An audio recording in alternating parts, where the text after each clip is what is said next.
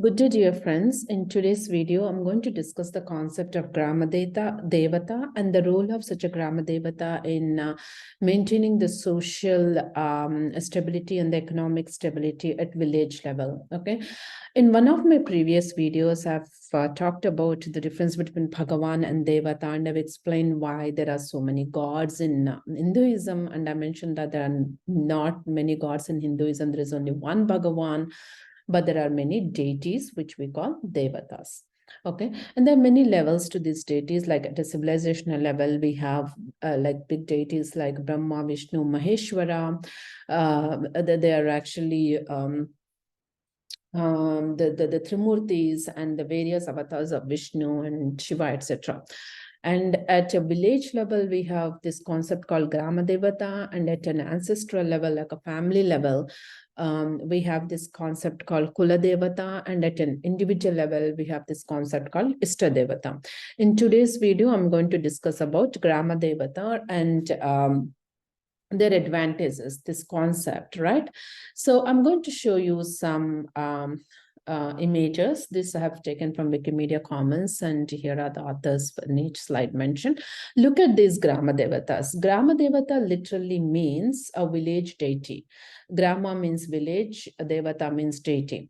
So Grama Devata, usually the concept of Grama Devata is that people believe that this Grama Devata protects the village.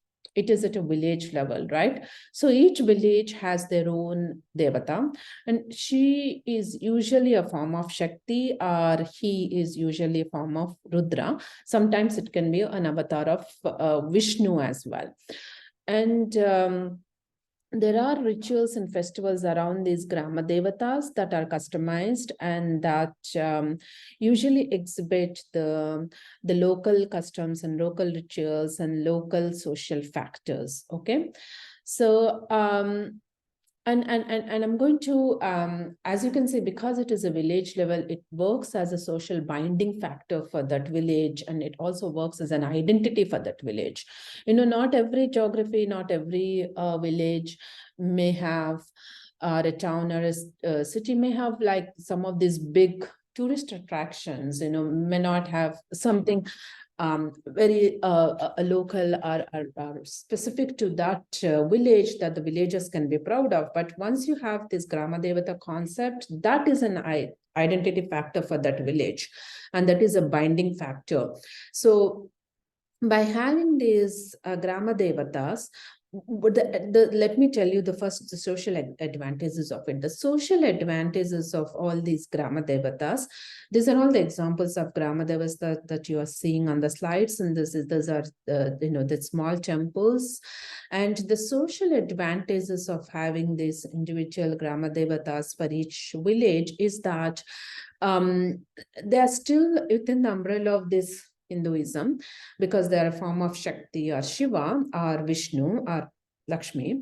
But because they are so individualized and customized to that village, the advantage is these villagers can have a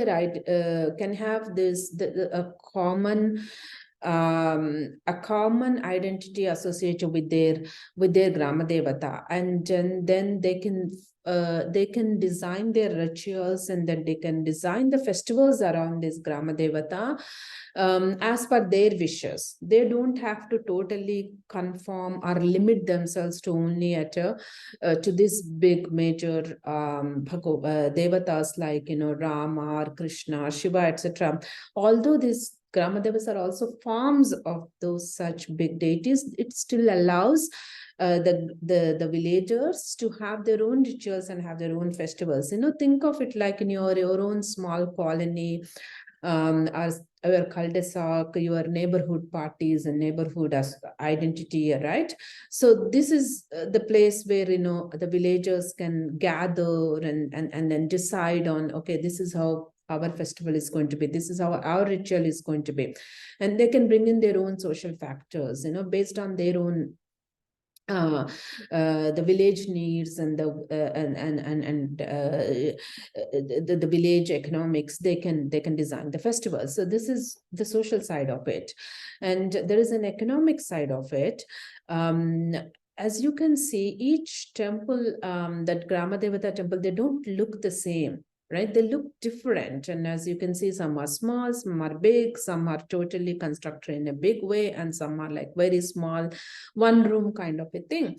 What it does is, and different materials are used and different construction methods are used. And similarly, if you look at the murtis, murti means like idol, the murtis are also look very different, and the decorations associated with each murti is again different. So the advantage of allowing this kind of diversity is that the locals can use the local materials, and locals can use, they can express their own creativity through these deities. Look at the animals here, and look at the material that is used differently, and look at the decoration that is done differently here and from here. So the advantage is it ensures that the local artisans' art is respected and the local materials are used, and it ensures that, and also look at the diverse, the biodiversity that is used in each, the decorations and the rituals. The different leaves are used, and different flowers are used, and different the prasadas, that is the food is offered to the deity, same thing, different flowers, and then different way of decoration. All these ensure that there is enough, because every day the decoration has to be done, and in rituals the decorations are done in a bigger way. What it ensures is that the local small businesses have a year-long market through this mandir, and through the pilgrims that come to this mandir, and through the locals, that there is a year-long market for their products, local products. And it also discourages monopolistic practices, right? In marketing, for example, we learn that for you to become a monopoly, you need to standardize in the market. You need to have the same material, you need to have the same colors, you need to have the same art forms. Once you standardize, that can result in monopolistic practices in business, and these big corporations taking over and killing the local businesses. And that is also detrimental to actually societal diversity and the biodiversity. If you say there is only one Bhagavan, and this is the only way of, same iconography has to be used, and this is the only way of doing the rituals, or this is the only big one or two big festivals, what it allows is, it allows the monopolization of the markets as well. Here, by having this kind of diversity, it discourages monopoly. In fact, it encourages biodiversity, because you need to ensure that these leaves are available through because they are particular to that geography. These leaves, these flowers are available, and these fruits are available, and this type of food is available. That means it's ensuring that you are not destroying the local